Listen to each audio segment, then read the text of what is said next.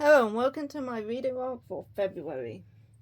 And in this month, I read 26 volumes, which is four more than last month. Even though February has rest days, I managed to read more than I did in January. There was only one day this month when I didn't actually read at all.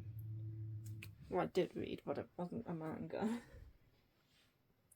Anyway, let's get into it. So on the first and then the second, I read Boys Abyss volumes 6 and 7.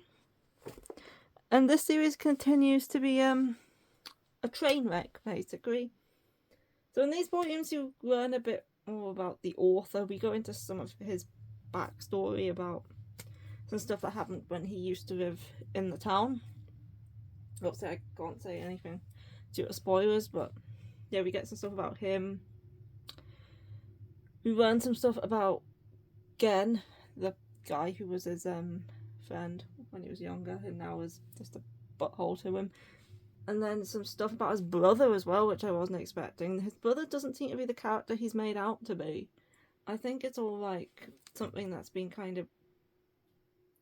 I think what's happening with him isn't his choice, basically.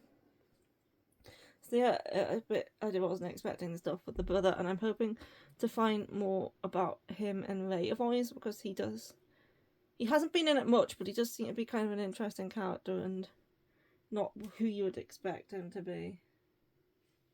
And the mother. The things you learn about the mother in these volumes is just appalling. The way she was talking about her oldest son, and then the way she was like treating her the main character, the younger son, and then yes. I thought the teacher was one of the worst characters in this. But now the mother is kind of getting to that level, if not surpassing that level. They're both very bad. Everyone in this series, other than like the main boy, who's kind of just he's a teenager. He's being like influenced by the people, all the adults around him. He's not a bad child. He's just a bit like stuck and doesn't really know what's for the best. And the adults around him are really not helping. I don't think there's one adult in this book who isn't an arse. And the friend as well, obviously. There was a review about him in the end of volume 7, but still the thing you find out about him doesn't excuse all the shit he put him through. And then his other friend, the girl, she's alright. But the thing the teacher was like, the events the teacher went through to like try and get this girl away from him was just terrible as well. Yeah, this series, it's full of terrible people, but it's definitely fun to read, and I'm definitely invested in. I gave both of these 4 stars. But yeah, if you like Shuzo Oshimi, definitely give these a read. It's a train wreck, but it's fun. Speaking of train wrecks, on the 3rd, I read both of these in one day because they're not very long, nor do they have that many words. That is a Revenge Mrs. Wrong 3 and 4. This is the final 2 volumes. I gave these both 3 stars, and this series is also a train wreck. This series is also full of characters who are not good people. Like it follows 2 sisters, they're twins. And the one twin is like kind of average and like she's unremarkable, and then the other 2 twins like very pretty. She's very outgoing and she's got a fiance, but she's always sleeping around with other men. So she asks her sister to take her place at a marriage meeting with her fiance, where she goes out with another man. And while at this marriage meeting, the sister kind of starts to feel things with the fiance, and then they kind of do it, and she kind of becomes obsessed, and the things these sisters do to each other to try and one-up each other over this guy are absolutely terrible. They're both as bad as each other. And yeah, that continues into these volumes. Like, overall, I did like the series. I enjoyed the drama of it, but the ending was a bit weak. like it kind of just kind of wrapped up kind of quite quickly, and with how quickly she kind of yeah, I can't really mention it, but yeah, I wasn't, yeah, it just, the ending wasn't the best, but it was, I enjoyed the drama overall. Not the best steamship, but if you like messy drama, if you like family drama and stuff like that, give it a go. It's only 4 volumes and all the characters are terrible. You're not gonna like any of them. Even the guy, you think the guy, because he's kind of caught in the middle of this, he doesn't know that the sister is not his fiance, but then you learn more about him, and yeah, he's not exactly the best person either. So yeah, well, it was a good, I enjoyed it, but yeah, that wasn't the best ending. And that's the only like 2, I read 2 boys based on 2 men's wishes song. I don't think I read 2 consecutive volumes or something in a row after that for the rest of the month. Anyway, next, something a bit more light-hearted and fluffy is on the 4th. I read Insomniacs After School. After all the drama of the previous 2 series, this one's just a nice slice of life series about 2 kids who are insomniacs and they can't sleep, so they start like a astronomy club, and it's some romance. I wouldn't say that the romance is kind of the main genre, it's more slice of life, but there is romance. It's just very cute and very sweet, and it's a very chill read, basically. It's one of my favourite seinens. I really enjoy it.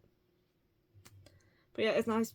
It's a nice, chill, relaxing read after the drama of the previous 2 series. But yeah, this one, it's fun. The characters are all very likeable compared to the other series. But yeah, it's very nice to read.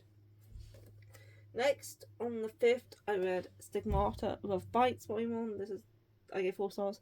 This one's only 2 volumes, but well, actually, this is 3 volumes because there's actually a 1-volume prequel series to this, but we don't have that in English, and also you don't have to have read it to read this, because I haven't read it and I read this and I understood it fine.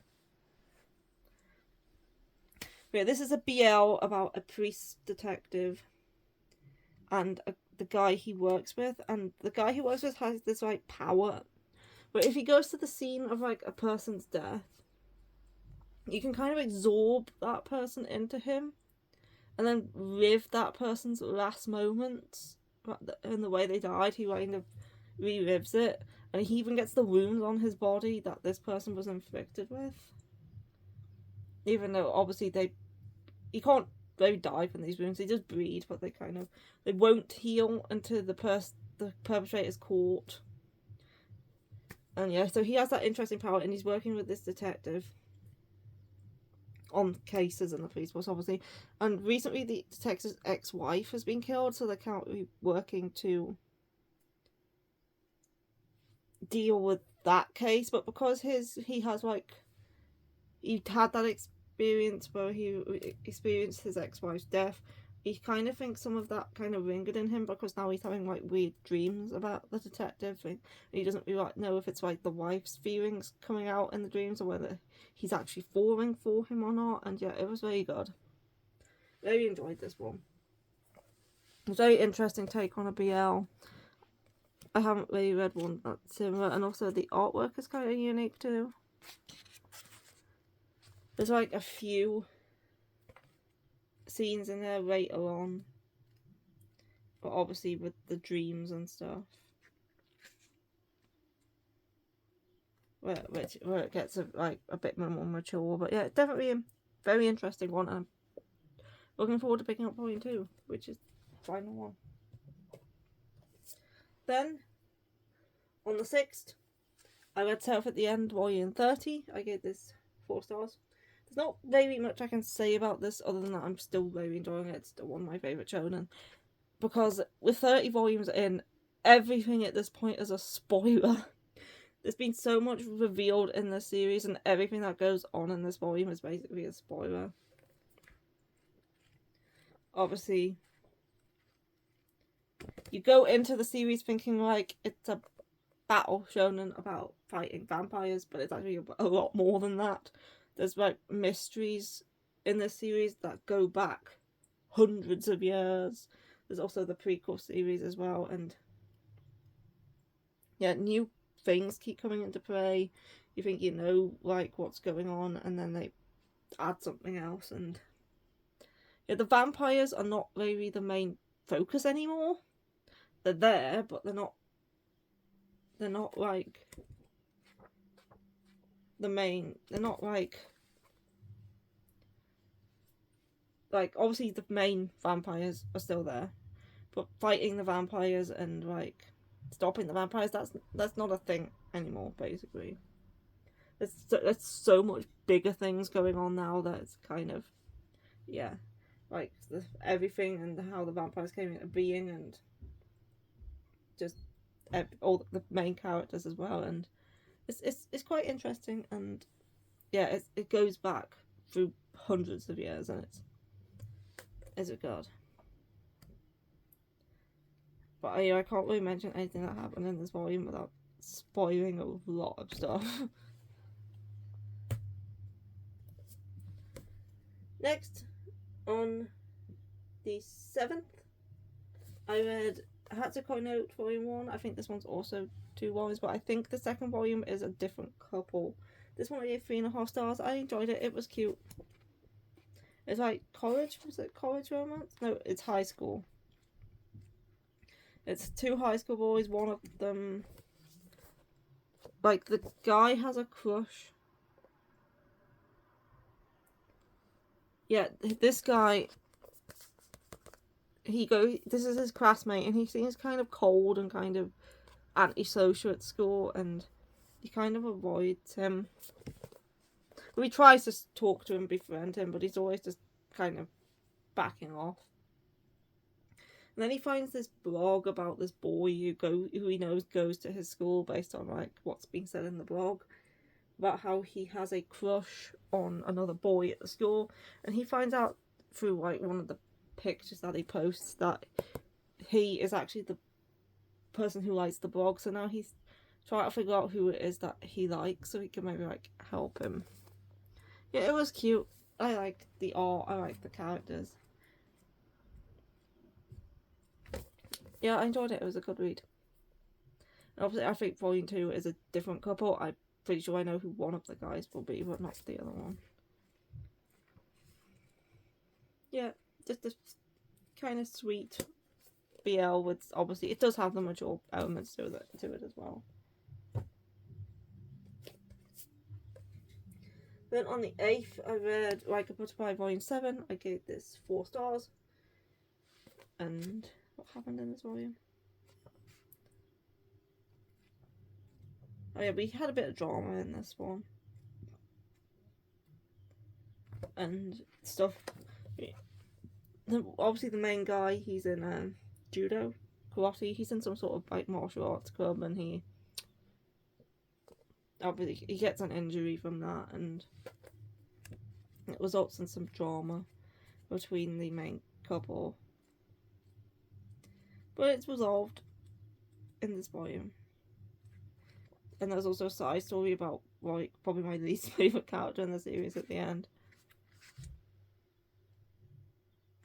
There's like a side story about her at the end. Yeah, it was a good volume. I do like the series. It's very sweet, very cute, wholesome. Next, this one wasn't as wholesome. I read on the 9th Stomp Kick Love Volume 1. This is 3.5 stars. I ended up quite enjoying this one. I wasn't sure about the guy at first, but it did grow on me as the volume went on. So we follow this woman. They're both adults, because she's like, after work she tends to go to this bar to like drink, and she meets this guy at the bar and they become like drinking buddies, and then one day they both get drunk and they end up doing it.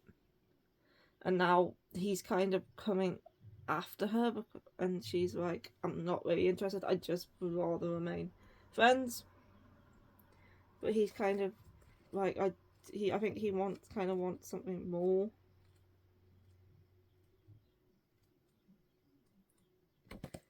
But yeah, I wasn't keen on him at first, but he did grow on me as the volume went on, and yeah, I'm definitely gonna continue reading it because I think it's a josei. It might be a shoujo though. I did quite enjoy their dynamic as the volume went on, and I'm interested to see more of it. And yeah.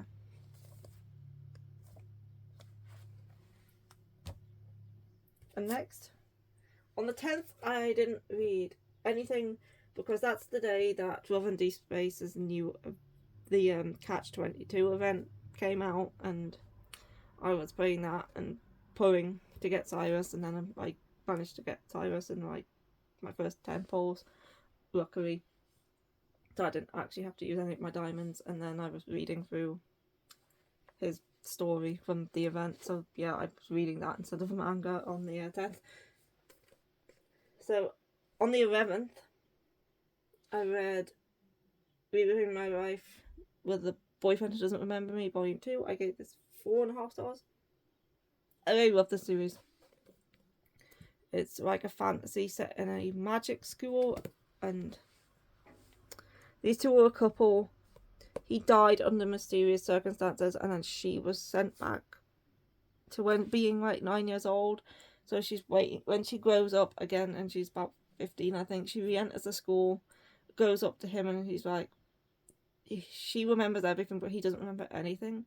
So now she's trying to like build a relationship with him again, whilst also trying to figure out why he died and what killed him, and keep him safe. And yeah, there's a lot of angst because obviously she's very much still in love with him, and she wants to be with him, but he doesn't remember a thing about it, and he's not really showing much interest. He kind of finds her a bit annoying. And obviously she also has to try and keep him safe. Find out who it was that possibly killed him, if it was like anybody. Yeah, it's very good, and the artwork is very nice as well. So yeah, this volume was just as angst filled as the first one, and yeah, it's great. We've kind of went in a direction about the mystery in this one, but yeah, we still don't really know what happened. And I know this is based off a light novel. I don't know how many volumes the light novel is, but I know there's at least 2. So I don't know how long the manga is going to be. But yeah, it's very good. I highly recommend it. It's beautiful art, especially the covers, and then great story as well. The magic elements is kind of like wizardy, maybe how like Harry Potterish, where they're in like the academy and they have wands and stuff, and they do spells, and they like learn the spells and crafts, and there's like magic plants and stuff. Next, on the 12th, I read How to Repair a Broken Cup. This is a one-shot BL, and I gave this 4 stars. This one was definitely interesting. It's kind of not exactly what I was expecting, but I really liked it.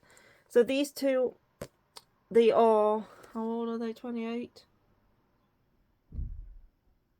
I think so, yeah. Yeah, they're 28, because they got together when they were 18. And they've been together for 10 years, so yeah, they're 28. And although they still like each other, they're still in love. The sex life has kind of dried up a bit because he's being embarrassed to be intimate with someone he basically considers family for some reason, even though I don't know why. He just is. So yeah, he gets embarrassed, and he can only basically do it with him when he's drunk. And he's kind of like not... He's fine with doing it with him whilst he's drunk, but he'd rather him be sober. So yeah, and one day he breaks this cup that they made together on like their first date. And then he swaps places with himself from 10 years ago. He doesn't like go into his 18-year-old Cell's body or anything. They literally swap places. So the 28-year-old him goes back 10 years to be with the 18-year-old version of his boyfriend, and then the 18-year-old version comes forward in time to be with the 28-year-old version of his boyfriend. And then there's Spice, quite a few sex scenes, and there's one actually. And then they kind of learn more. He kind of learns more about his boyfriend through doing this. Whereas that he has been like keeping kind of a major thing from him, and it kind of brings them closer. And yeah, this is them when they were younger. But yeah, it was very interesting, and I did really like it. Out of all the BL I read this month, I think this one might be my favourite. Definitely, it's only a one shot. If you like BL, if the premise sounds interesting, definitely give it a go, because I thought it was very good. Next, on the 13th, I read Friday at the Atelier, Volume 2. I gave this 3 stars. I liked Volume 1 quite a bit. I found it was quirky, it was interesting. Like, he's an artist, she becomes his nude model, and she like models with fish, and he draws it with the fish, and she's kind of quirky as well, and I like enjoyed what I read of it. And then we got into Volume 2, and I found myself being a bit bored with some of it. Kind of quite a few of the chapters in this volume were talking about makeup, and I kind of got bored with those chapters a bit. Some of the other chapters were okay, but yeah, I just found myself getting a bit bored of this volume, which is a shame, because I really like the first one. So I'm thinking maybe give it a 3rd volume, because I did really like the first volume, and then if I get bored of Volume 3 as well, I might drop the series. But if Volume 3 picks up again, then I'll obviously continue it. But yeah, I will give it a 3rd volume at least, because I did enjoy the first volume quite a bit. I just think it was all like the makeup talk in this one that like bored me a bit, because I have no interest in makeup whatsoever. So when they were talking about like lip gloss and stuff like that, and what the best colours were, I'm like, it just bored me a bit. So yeah, I'm hoping Volume 3 will like pick up again, or else I don't have room to keep series that I'm not like totally enjoying in like the collection. Especially larger trim size. I find I'm running out of room for larger trim size more than I am the smaller trim size. So yeah, a bit disappointing, but maybe the next one will be better. Next, on the 14th, I read Guilty Smile, Volume 1. I gave this 3.5 stars. This is a steamship. This is a toxic steamship. The art is beautiful, though. It's about this guy is like the prince of a kingdom, and then the other kingdom like invades, and like he gets locked up, he becomes a prisoner. And there's the princess, she was like 8 years old at the time, was like kind of tortured him and degraded him a lot. And she had a twin sister, and the twin sister was very nice to him and like give him food and stuff. And recently he's escaped from prison. There's been a rebellion. He's now taken over as the leader of this country, and he has taken the nice sister hostage, thinking she is her twin, because she is pretending to be her twin, because she doesn't realise what a horrible person her twin is. She thinks, because she never showed that side to her, so she's pretending to be her twin so her twin can be safe and escape. They're thinking she is her twin sister, who he absolutely despises because she was a white twat. He like kind of does he does things to her. He locks her up, he degrades her, he rapes her like a few times. So like, if you don't like dark romance, if you don't want to read about that, skip over this one. And then he puts kind of this curse on her as well, so she has to obey everything he says. but she did, the good sister, had feelings for him when she was younger, when she used to go and see him. So she's kind of putting up with everything because she wants her sisters to be safe, and she also did kind of have feelings for him. But yeah, it's definitely dark, it's definitely toxic, but I did enjoy it. Like the art is very nice too. But yeah, if you don't like the sound of that, or don't want to be reading about kind of sexual torture basically, then I would avoid this one. But yeah, I'm okay with reading about it. Obviously I'm not okay with that in real life, but I'm okay with reading it in fiction. So yeah, I will definitely be continuing it because I definitely found it interesting. And I'm interested to like know what happens next, especially with the way the volume ended. Next, on the 15th, I read Tales of the Tender Family Volume 3, which I gave 4 stars. This one is, the relationship in this one's quite toxic as well, but it's not on the same level as Guilty Smile. This guy is kind of a sadistic but he's, the worst thing he's done is burn down her house, which is still terrible, but he hasn't done anything to her physically. So yeah, it's very intriguing too, like this family. I want to know more about them and why everyone like says they're a cursed family and what actually went on. And there's a couple of twins introduced in this one as well who like seem like interesting characters, and I'm interested to know more about them. Obviously, our main character is still wanting to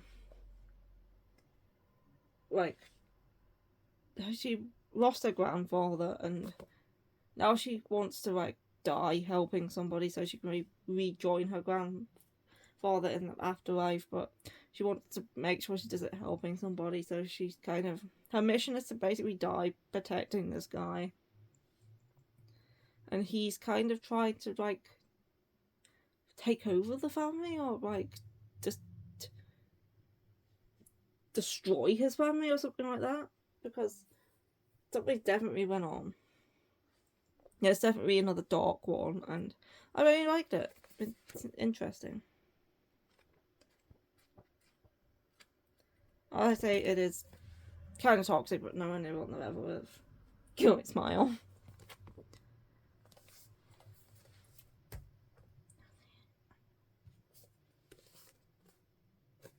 Next, on the 16th, I read Gazing at the Star Next Door, Volume 3. This is, I gave 4 stars. This one was dramatic. I mean, obviously, there's angst in the series from the start because she's in love with her next door neighbour, who is her childhood friend and also an aspiring actor and idol.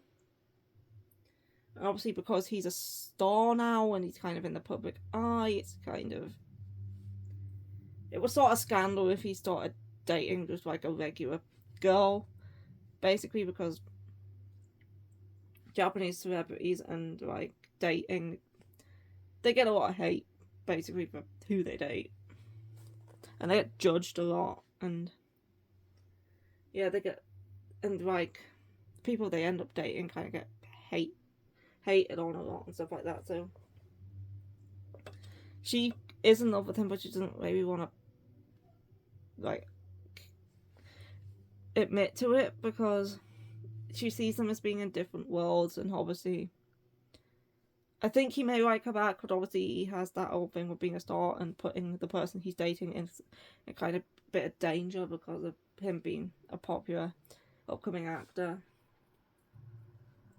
But yeah, she's pining after him, but she doesn't really want to say that she likes him, and she doesn't know whether he likes her back or not. But yeah, I really liked it. This series, I think, is very good. And yeah, you get to see some of him acting in a drama in this one. Really looking forward to more. The next one I read on the 17th is My Dear Detective, Volume 1. I gave this 3 stars. This was okay.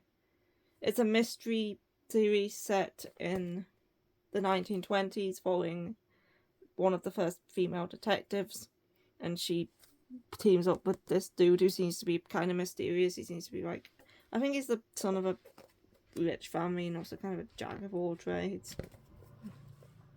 But they solve mysteries, but the mysteries, I just didn't find them all that interesting. Like, I've read quite a lot of mystery manga, and compared to something like Tokyo Rhetoric or Inspector or Don't Call It Mystery, I just think they're a lot better, and the mysteries in them are a lot more interesting and also higher stakes as well. Obviously, not everything in Tokyo Rhetoric is that high stakes, but there is some. But the final mystery in this volume was a bit more interesting. There was a bit more stakes going on there, so I'd probably see what the second volumes are like to see if the mysteries get better. Because the mysteries in this one just involved finding the owner of a missing shoe and finding a piece of art that somebody sold. And then there was another one to do with an actress that they had to like keep an eye on as well. That one wasn't really a mystery though. So yeah, compared to other mystery series, this one is just, the mysteries are just lackluster in comparison to other stuff I've read. So yeah, it wasn't terrible, but I just read better mysteries. So yeah, I might give the second one a go, see how the mystery that was happening at the end of this volume plays out, and see if the mysteries get a bit more interesting and a bit more higher stakes, or whether it just continues on as it is. If so, I'll probably end up dropping it. Next, on the 18th, I read Queen's Quality, Volume 20. I gave this 4.5 stars. I love Queen's Quality so much. We're 5 volumes off the end now. We learned some more stuff in this one about Fumi's parents. There was some more, like, action. There was some more stuff about the snakes. But yeah, I can't really say that much with 20 volumes into the series because there is spoilers. But yeah, just know it's brilliant. I love Queen's Quality. And I'm sad that it's coming to an end in 5 volumes time, but also happy that actually it has an end.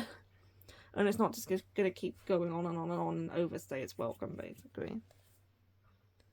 But then again, not a lot of shoujo tends to go on that long. Anyway, apart from like Yona and Skip Beat and a couple others, like Kimi Todoke is like over 30 volumes. But yeah, there's not that many that get that long, which I'm okay with because I prefer my series to actually be a decent length and not. I don't mind correcting a certain amount of long-running series, but I don't have the space for a lot, so I'm kind of glad that most shoujo wrap up it like under 30 volumes. Most of them under 20, to be fair.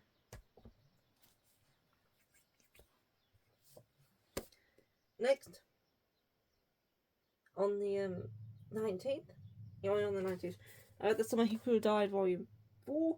Like, this got 4 stars. Yeah, this continues to be, it's kind of creepy. It's obviously very eldritch, Lovecraftian feeling. Obviously, Hikaru and what he possibly is, and we've got some answers as to maybe what he is in this volume, and then there's like some more like. I personally don't find the series scary. It is a little creepy, but that's it. But then again, I have quite a high tolerance for horror. But yeah, it does have obviously it does have the creepy, mysterious atmosphere to it, and it is very good. Obviously, it's set in a small town. Small towns and like rural areas tend to have that kind of mysterious, creepy factor to them anyway. Especially with the art as well. The art definitely helps towards giving it that atmosphere. Yeah, very interesting volume. Definitely interested to learn more about what Hikaru actually is, or not Hikaru, because he is Hikaru, but he's not Hikaru. And kind of the relationship between the two guys as well.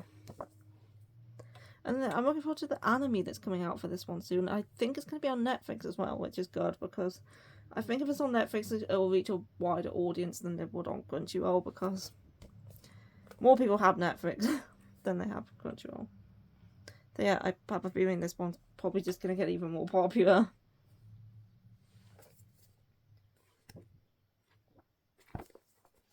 And yeah, looking forward to it. Next, on the 20th and the 21st, this one took me a couple of days to get through. I read Taka's Treasure volume. This is a one shot. I gave this 4 stars. This is a one shot BL college romance from the author of Golden Sparkle and the other one that I can't remember the name of. I can't remember what it's called, but yeah. It's this guy, when he was in high school, he was out crying in a park because he's recently lost his bird. I think it was a parrot, possibly a budgie. And this guy comforted him, and like, ever since he's kind of wanted to meet him again. So we find out what college he goes to, and he kind of starts attending the same college and finds out he's in the hiking club. But when he meets him again, he's like not really interested. He's like, I didn't really do anything, so why are you so obsessed with finding me again? Then he joins the hiking club and they grow close, and yeah, it's cute. I like this one. Next, on the 22nd and the 23rd, it also took me a couple of days to read this one. That is Tokyo Rhetoric Volume 8. This one I gave 4 stars. Now, this was a better volume than My Dear Detective. It continues the mystery that involves his brother, his brother's wife from the previous volume. And then it goes into another mystery involving around a woman who comes to randomly stay with them out of nowhere, and that one was interesting. Finding out who she was and why she ran away from home and stuff. Yeah, this was a good volume. I enjoyed the mysteries in this one. There was only 2. But yeah, they were good. And we also need to find out more about the mysterious guy who you don't really know his real name. Yeah, I really like Tokyo Rhetoric, and I do have 8, 9, and 10 to finish off the series, so I'll be reading those this month.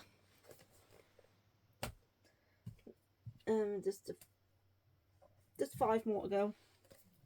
So on the 24th, I read Nina Volume 6. Gave this 4 stars. This is the volume where the anime left off. So I knew what was going to happen in this volume before I read it because I had watched the anime. Obviously, when I read the first 5, I hadn't, but I had before I read this one. But I obviously don't know what's going to happen from here on out because the anime finished where this volume did. Yeah, I didn't mind experiencing it again in a different format, even though it hasn't actually been that long since I watched the anime. But yeah, I do like the story of Nina, and I do like the artwork. Like, at first, I did prefer Azor over Set, but because Set was kind of butt at first, but then I kind of started to like Set in like volume 4, I think it was, or 5. I think it was 5 that I really started liking Set, and now I don't know who I prefer because I like them both. They're probably the same amount, and so I'm kind of okay with whichever one she picks. I won't be disappointed whether it's Azor or Set because I like them both. I'm not very bothered. Unless, as the series goes on, I might start preferring one over the other again, but right now they're kind of equal, and I would be happy with her ending up with either of them. Not that that's kind of her goal right now, because there's other bigger things going on than who she likes more, kind of. So yeah, really looking forward to finding out what happens past where the anime ended with Volume 7. If the series is still ongoing in Japan, if the series had ended, I would have gone and looked up who she picked in the end, because I do that sort of thing. I did it with Chihaya Furu before I finished watching the first season, so I did it with I do it with most love triangles. Most love triangles it's obvious, but with this one and Chaifu it kind of wasn't, so I looked it up. And I would look up this one, but there is no ending yet, so I'm just gonna have to wait. Next, on the 25th, I read Wolfgang Back Prince 8. I gave this 4 stars. I'm so glad this volume ended the cousin storyline because I did not like the cousin. Like, the previous volume introduced Erica's cousin and she kind of developed feelings for the guy, Kyoka, whatever his name is. I think it's Kyoya. And yeah, she was kind of annoying, especially since she was in middle school. So, and it was, yeah, and then I'm glad that storyline's over with now, and I hope she's not going to be coming back, at least not as a main focus. And then after that,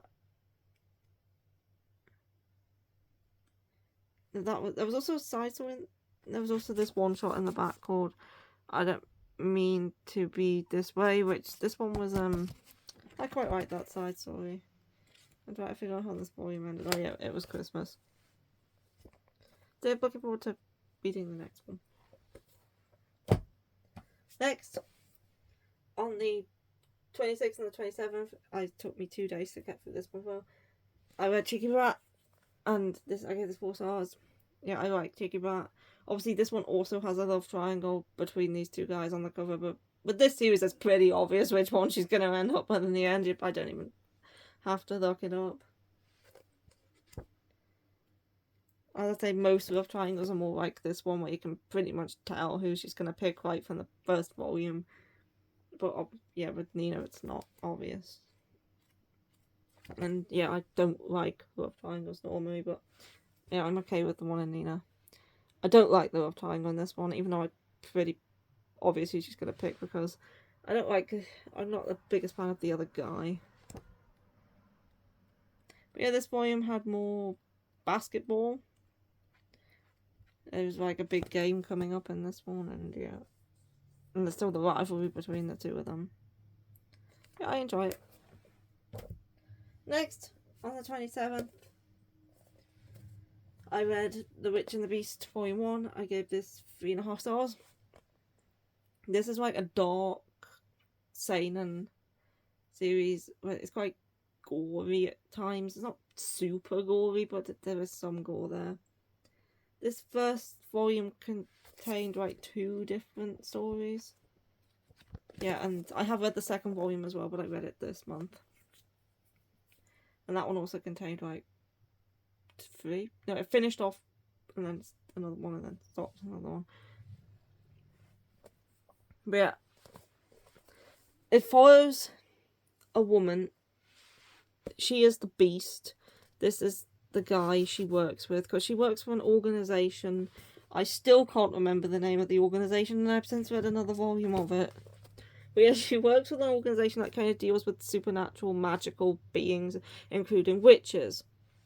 And the reason she joined the organisation is because she's hunting down a witch. Because she has been cursed by a witch, and there's only like 3 ways to break a witch's curse. And so she needs to find the witch that cursed her in order to break the curse, but she doesn't know what that witch looks like. So she joined this organisation because it's a way to track down witches and kind of find the one who cursed her. So yeah, they're kind of dealing with... The first story in this volume is dealing with a witch. And then we start off a second story, so it's kind of like different cases that they take on involving the supernatural, magical beings. Not all the cases involve witches. Because, like, what was the third case again? I'm trying to remember, but I don't think it involved a witch. I read this not that long ago. I read this on the 27th of February. That was like a week ago. What was the third case? I remember the first case. I remember the second case. What was the third one? I like the third. Oh yeah, I remember now. The third one was good. I'll talk about it obviously next month's reading log because it was in volume 2. But yeah, I really liked that case. But yeah, that one didn't involve a witch. But yeah, I really liked it. And I definitely want to read more. Obviously, I have 5. I have volume 5, but I don't have 3 or 4 yet, so I can't continue reading it until I get 3 and 4. Yeah, I kind of like the art style too. During the action scenes, it can be a little bit hard to tell what's going on, but I did really like the art style and how gothic it is, and yeah, I enjoyed it. Obviously, there is some gore, but it's not like there's probably more gore in the second volume than there was in this first one. But yeah, I'm fine with gore. And then on the last day of the month, I read No Longer Home in volume 8, and I gave this 3.5 stars. And both guys ended up annoying me in this volume, not just one. So yeah, there's that. And the character was reintroduced in the last pages, and I'm like, she's different now. So yeah, interesting to find out. It's only 2 more volumes. It's only 10 volumes in total. So interesting to know what happens in the last 2 volumes and which guy she's actually gonna. Well, I pretty much know which guy she's gonna pick, but we'll find out if I'm right. This one I haven't actually looked it up.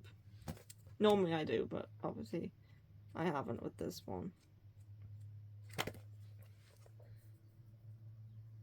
So yeah, I'm pretty sure I know which one she's gonna choose. Anyway. But yeah, the people in this volume make terrible choices. Obviously they're not absolutely evil people, they are just teenagers being they're being like making bad decisions, but that's because they're teenagers and like they're not like absolutely evil like they are like in some of the volumes that I read this month. Yeah, they're just teenagers making bad choices and like not really knowing how to deal with relationships, and some of them are a bit selfish, but yeah. I do like the main character, even though she's kind of selfish and she's not terrible. But yeah, both the guys annoyed me in this one, so I'm not actually that keen on either of them. But you never know what will happen in the next 2. So yeah, that's everything I read in February. And obviously I've been reading stuff in March, so there'll be another reading vlog in the beginning of April to go over March and stuff, and yeah, like usual. Anyway, I hope you enjoyed the video, and how many volumes and what did you read this month? What was your favourite? Yeah, and I hope to see you again for another video, and yeah, bye. And Rowan's over here, as usual. Oh yeah, bye.